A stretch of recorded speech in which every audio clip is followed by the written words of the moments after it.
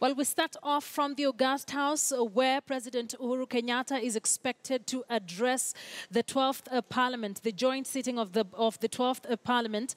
And our reporter, Patrick Amimo, now joins us live from Parliament with an update on what really we should expect this afternoon in the next, say, 1.5 hours. Very good afternoon to you, Patrick. NASA legislators have vowed to stay away from this particular meeting. What really do we expect to see come 2:30? Thank you. In fact, as I'm speaking now, already have seen several members of Parliament allied to Jubilee start walking into Parliament precincts ready for the joint sitting, which is scheduled to start at 2:30 p.m. and which will be addressed by President Uhuru Kenyatta.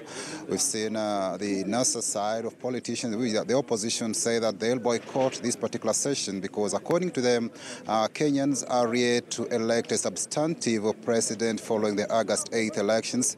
This follows the cancellation or nullification of that presidential election by the Supreme Court of Kenya, and now Kenyans are looking forward to fresh presidential elections on October 17th. So the opposition says that President Uhuru Kenyatta, by virtue of him enjoying the powers of incumbency under Article 134 of our Constitution, he has no authority to come and address members of Parliament as they start the official sitting session for this first session for the 2017-2018 calendar year for Parliament. So it is a matter that has seen a divided opinion on whether President Kenyatta can address it. But as a sitting president, then I think he has that mandate. And when he appears before the House this afternoon for his address, I expect he will tackle matters touching on national importance and steer clear of party politics, because that role is not able to enjoy it currently unless he is elected into office substantively. And probably just look at it, giving us a sneak preview. Last time in the last Parliament, we had at least members passed almost. They passed about 190 bills in the House were passed. We also had 490 motions were also debated. So we expect when the President appears before the Parliament this time, he will tell them on the need to fast-track those pending bills and also ensure that this House at least surpasses the performance of the 11th Parliament. We know there are pending bills we want to do with gender. It was not passed in the last Parliament, so this particular Parliament is mandated with that duty to ensure that it passes the 2/3 gender bill.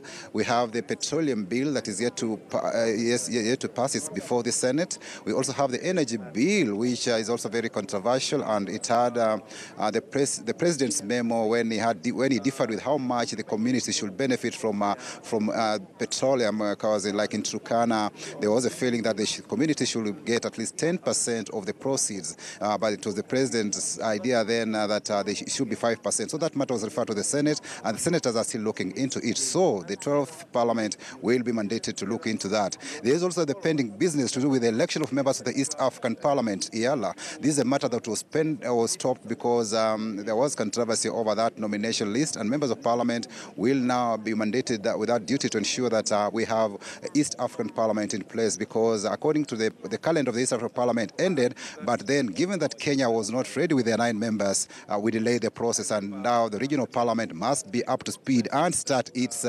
activities as soon as possible.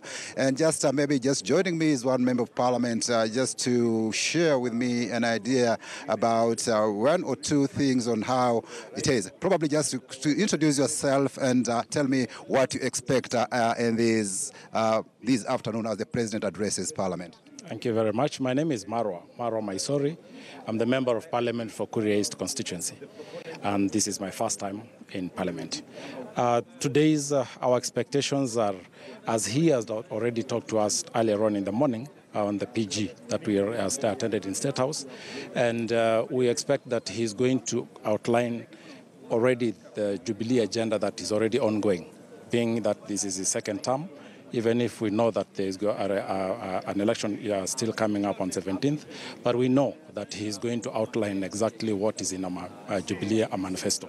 And we know that since we have already performed, he has already performed in a big part of what he promised Kenyans in the first term. We know that he's going to outline what is going to now remain what is remaining in the next term. Looking at it, these State House meetings have been a bit, some of it, like the last time we went, you were at State House, you were told, given instructions of the party on the leadership on Parliament. I don't know, this time around, what was some of the brief that you were told during this parliamentary group meeting? What we did have last time was consultation on how Parliament will continue conducting business going forward. Even today, it is basically the same. All parties have their own housekeeping, the way we conduct our own issues. So even now, we have had our discussions. We know what we need to do. The Jubilee agenda is known by all Kenyans. And then we also know that we are supposed to follow it through because this is a party. And for good reasons, this is a party that has MPs representations from MPs, senators, governors from across the country. All of them. I come from Migori County, for example. It is perceived to be a NASA zone. But guess what? We have 2 MPs. I, myself, and my Mheshimiwa Robi, 2 MPs in Migori County out of the 8 elective constituencies in Migori County. And that goes on for every other county. Probably, which party were you elected on? Jubilee Party. Looking at it, given that now your counterparts in the opposition, NASA, they have said they'll be boycotting this session. What is your feeling about this? You know, I don't want to speak for them, but I'll speak for myself as a member of Parliament for Kuria East. The people entrusted me with the responsibility of representing them in Parliament. And this is where the Parliament is. They did not choose me to go and boycott sittings in Parliament or any other business that is meant to be transacted in Parliament. So if they decide to boycott, that is really their choice, because democracy has its own dynamics. You're free to do this or to do that, depending on who then you are pleasing in the process of doing that boycott or attending Parliament. And I want to say this. From Kuria East, I get elected for how I perform in my constituency. I don't get elected for how I defend some individual somewhere or a certain position that is amorphous. Only few people can understand it.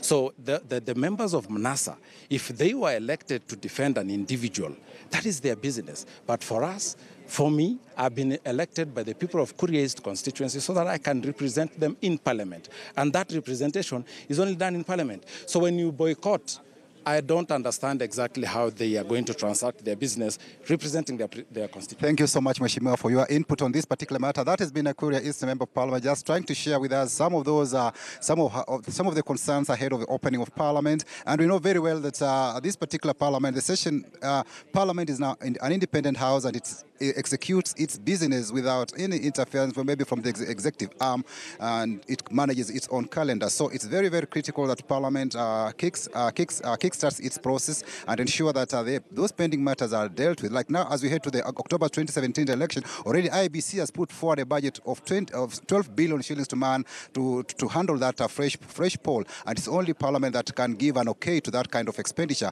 And just joining me also is another Member of Parliament here. Just congratulations. And just to look at it, we've seen that your colleagues have said from NASA are indicating they'll not be attending this particular session. Your take? I think they have the right to choose, but we believe as members of Parliament elected to represent the people, one of the reasons that we were elected is to be in Parliament and represent your people. So it is not Jubilee or affiliations to Jubilee that are going to lose by CORD members failing to attend. But time will tell. We want to see how many times they can avoid coming to the House, because the rules of the House are very clear. You lose about 2 weeks, the seat is declared vacant. Yeah.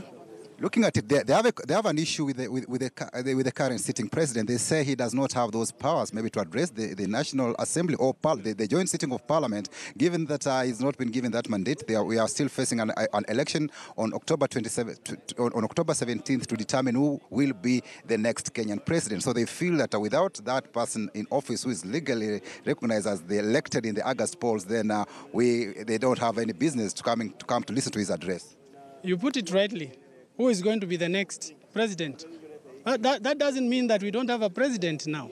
They need to reread the constitution. Is very clear.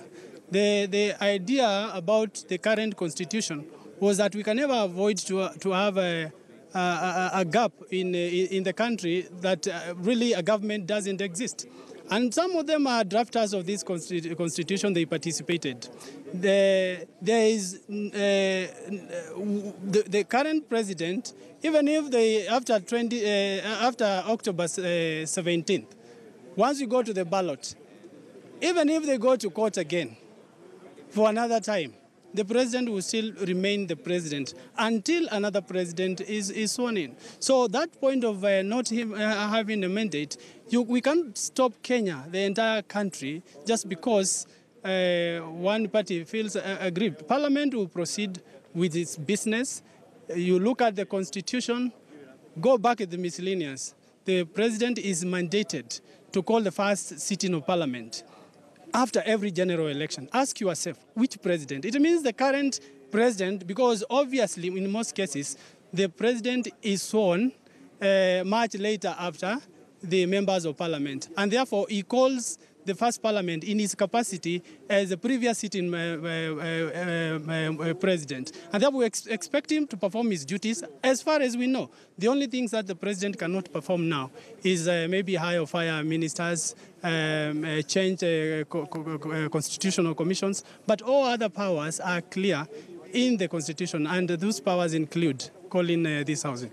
Thank you so much. So that is Mheshimiwa Vincent just sharing with us some of these sentiments with regard to the first official opening of the 12th Parliament, which we expect President Uhuru Kenyatta to officiate and address the joint house this afternoon, starting anytime from 2:30 p.m. From Parliament, I'm Patrick Amiwo. Back to the studio, Kisa.